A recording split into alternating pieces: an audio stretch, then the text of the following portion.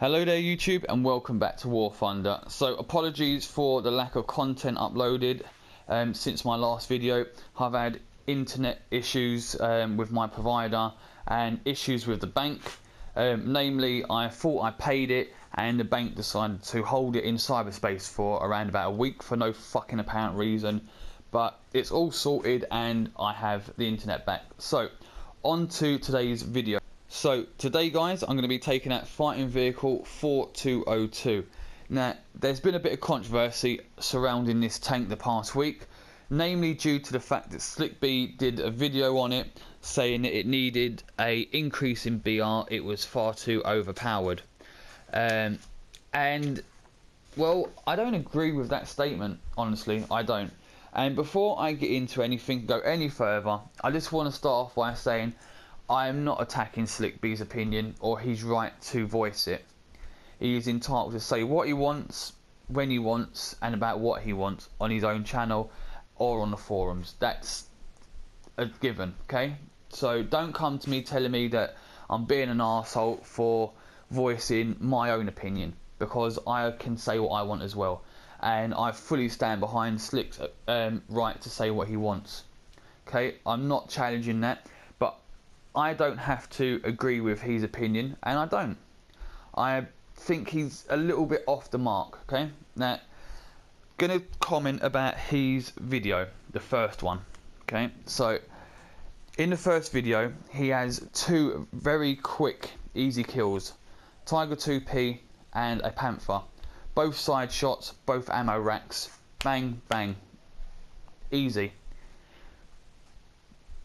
That is due to lack of awareness on the German players. They had no idea he was there, they weren't looking around, they paid for it.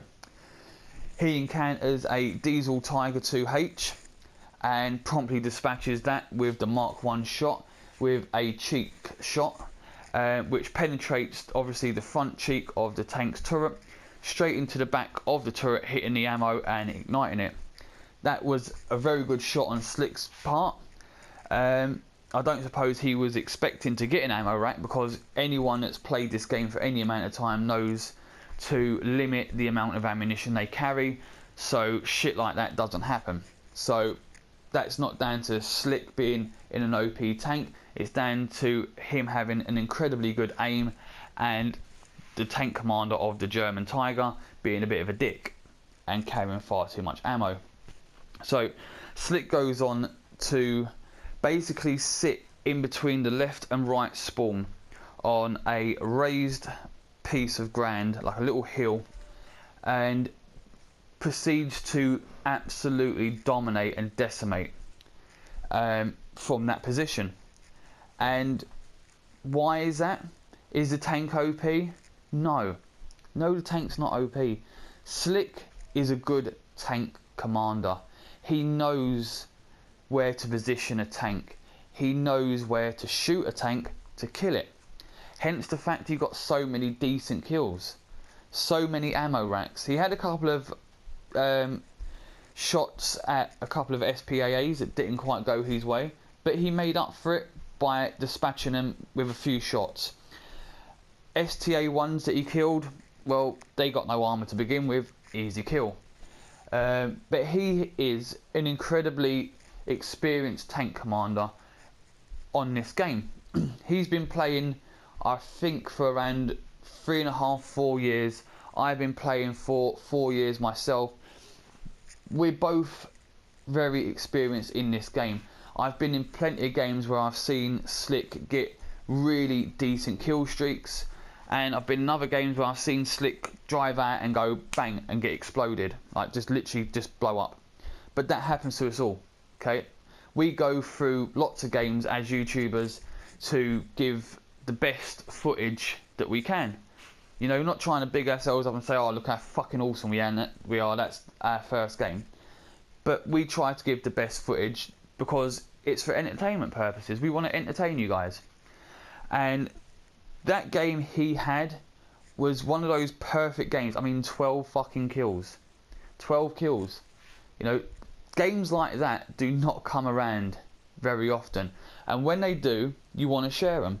However, the context in which Slick shared this makes the tank look more OP than it really is. In my opinion, it is a mediocre tank.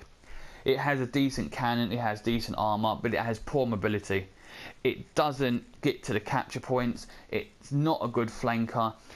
The best thing to do is use it in a similar manner by positioning yourself on a raised piece of ground and attempting to kill as many tanks as possible, as quickly as possible, with side shots, if possible. Okay, that is exactly what he did, because that is what his intuition as a tank commander on this game has taught him to do. Okay, there is no way that this tank is that OP that it can just go round one shot in the whole team. And I will point out the fact that there was one Panther 2 in that game does not constitute a 7.0 game. That is a 6BR 6.7 game with a sneaky 7.0 in. That's it. There is no fucking 7.0 gameplay there. That is 6.7 effectively. So, that said and done, on to the next video. And it's really not directed to Slick as much, more to the guy he squadded up with. First of all, he questions the British reload rate and says that it needs to be nerfed. Well, no, I don't agree with that at all. Simple fact of the matter is, British tank crews are renowned for being incredibly well versed in their tanks, especially the loaders. It's a very well known British doctrine since the time of the the Spanish Armada. I should say British Armada. The Spanish Armada. Fast, accurate fire. Gun crews were trained, whether they were on the land, the sea, to load and fire quickly and accurately. That tradition has continued throughout the ages and is still a staple part of today's modern British Army. Gaijin knows this. They know the reload rates of said vehicles, and they have given most a conservative reload. The Vickers obviously is the exception, because that is a fucking beast. That bang bang bang, that is amazing. I love that fucking thing. But when it comes to Fighting Vehicle 4202, the reload rate is not too fast, it is not too slow. I reckon it's just about in the right place. Okay, if I had this one aced, it would be exactly the same as on my Centurion, which is right next to it, and that is at 6.3 and 6.6 this one is. So yeah, there you go, 6.3, 6.6. It's not too fast, it's not too slow, it's just where it needs to be. On to my second point from the second video, and again directed at the guy from G Squad that was squadded up with Slick, who asked the very intriguing question. Very intriguing. Why is it that German 6.0, 6.7s only face post World War II British tanks? Why? Dude, maybe because the Germans lost the war. Yeah? Okay, so we're going to switch to the Germans. Now, that come across a little sarcastic and shitty, but to be quite honest, come on, mate, come on. Why? Well, right, 6.0, 6.3, 6.0, 6.7, 6.3, then you got obviously the premiums, 6.3, 6.7, 6.7, and then 6.3. Right, World War II ends with Adolf Hitler in the head. Okay, the Russians are in Berlin, they are all over the gaff, and that's a fact.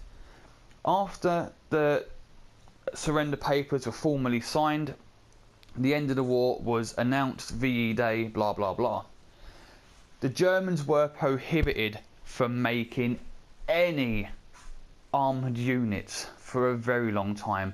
Not to mention the fact that they were living underneath the Iron Curtain of the Russians for many years, all the way up until the fucking 80s, until the fall of the Berlin Wall.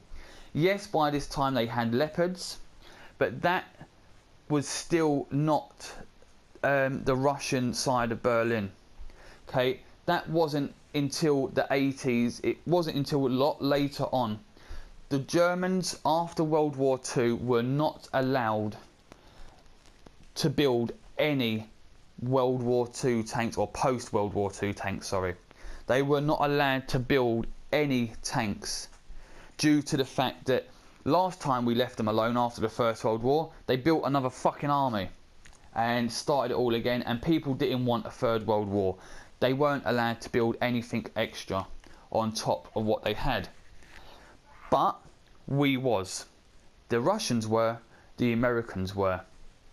Hence the fact we have, for the British, where are we? We have the Mark I Centurion, which was basically developed during the Second World War, but never saw action, same as the Centurion, Mark III in Carnarvon. They were introduced literally just after the war ended. So they are technically just post-war, even though they were already completed, just not in combat. So we have post-World War II, post-war, that's World War II, never saw action, post-war, test vehicle, never saw action, and so on and so forth, all the way down. This is why, okay? You asked a stupid question, you got an answer. That's why they're the Germans will face post-World War II British tanks all the time. This is why the German tanks don't have stabilisers and the British ones do, because we were allowed to make advances in technology where the Germans had to sit on their arses and twiddle their thumbs for 20 odd years. They weren't allowed to do this. They weren't allowed. It was a no-go zone. Simple as.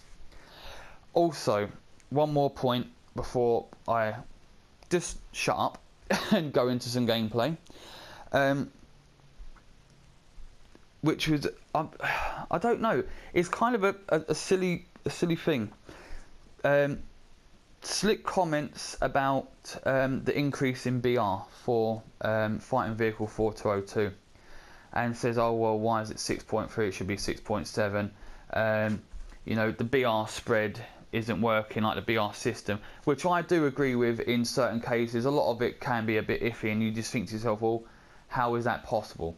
You know, why is that vehicle at that BR? It makes no fucking sense. And then he goes on to comment, well, there's far too many tanks in the game. Yeah? The fact that there are so many tanks in game should help Gaijin spread the BR more. So there should be more gaps, you know, so certain vehicles will definitely not fight other vehicles. That is not due to the tank, that is due to Gaijin's BR ratings and their BR system. The fact that there are so many tanks in game should be a massive help to Gaijin to spread that BR around a little bit more, you know, spread the love, but they just don't. For whatever reason, they just don't. And the fact that you're ragging on British tanks because there's too many tanks in game makes no sense. My opinion, don't have to agree, but there you go. So, that said and done, I'm gonna leave the comments to you and see how we go. I will say again, I am not attacking Slick. I fully stand behind his right to voice his opinions and what he wants. If you come to me with shitty, salty comments, I won't reply. I'm not going to delete your comment. I just won't reply to you if you're going to be an arsehole. It's as simple as that. So, I'm going to jump into some gameplay, guys, and hope you enjoy. Okay guys, so welcome to the first of two clips I want to show you.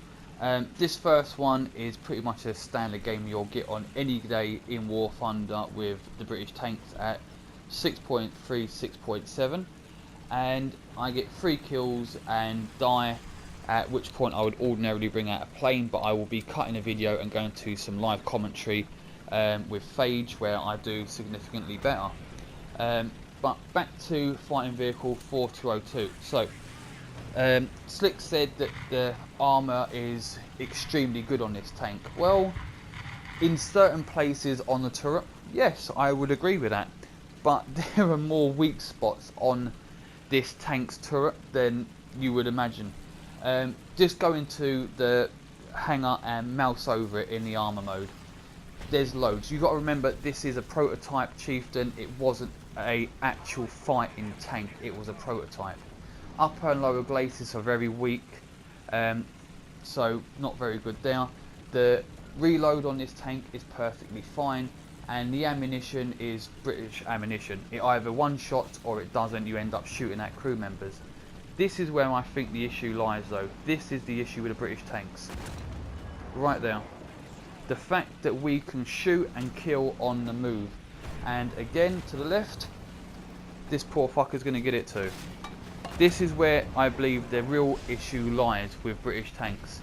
Now, as I said before, after World War II, the Germans weren't allowed to produce tanks. They weren't allowed to advance their knowledge, where we in England did. We produced tanks, we produced gun stabilisation, different types of ammunition, and pushed the boundaries. Exactly the same way that the Germans did during the Second World War, and the British and the Americans had to play catch up with the Germans during the Second World War when it came to tanks, because they had the most advanced tanks in the world at the time. It wasn't until after the war where we made strides forward over them. Where I believe the real issue is though, and it is partly due to the gun stabilisation, although it is an incredibly good feature in the game and one that shouldn't be fiddled with at all. It should be left in place. But what I think is needed, it isn't to rant and rave about British tanks being overpowered. It is simply to get on the forums in a calm, precise manner and see if there isn't a way that there can be more 6.3, 6.7 post-war German vehicles added to the German tech tree. Not the premium side, the actual tech tree. Things like the RU251, but in the tech tree, that will even the balance of gameplay. Instead of sat here whinging about what one nation has and one nation doesn't have, sort the problem from its core. Go to the people that make the game and ask or demand to have a more balanced tech tree for the Germans that can compete with other nations in a post-war setting. 2 Tigers behind that house where you're heading towards me. Yep, I see them. 2 Tiger 1 and the Tiger 2.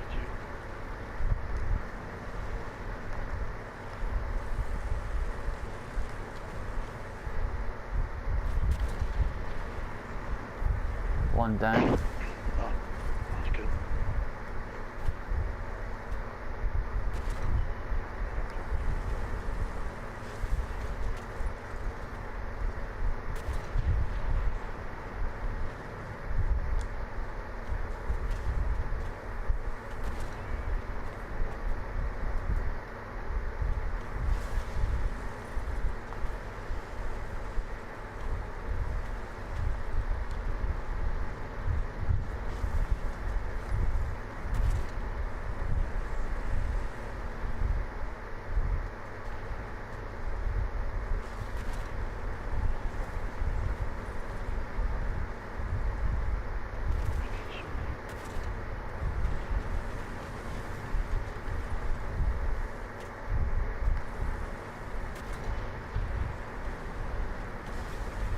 Fucking hell.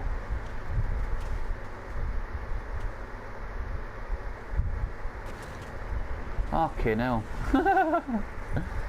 Can you say in the right place at the right time?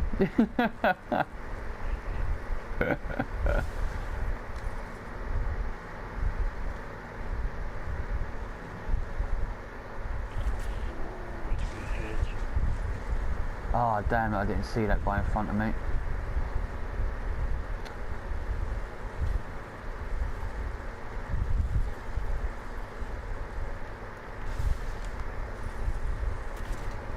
There's another one. Oh, fucking hell.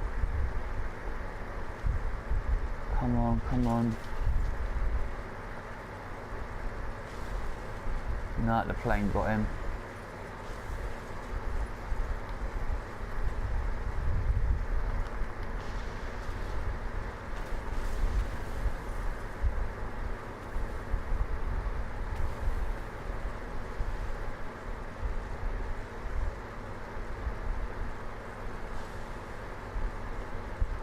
Try and get to A. I'm probably going to get killed though.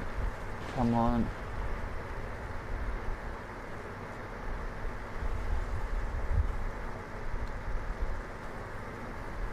There's an SPAA somewhere behind me though, I think. I just can't see him. I can hear him, can't see him. Ah, I see one though. 7.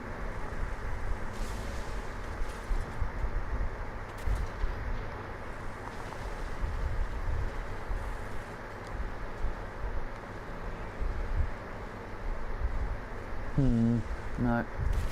Whoa! Fucking hell. Just to the left. He's just to the left of us. He got me in the side.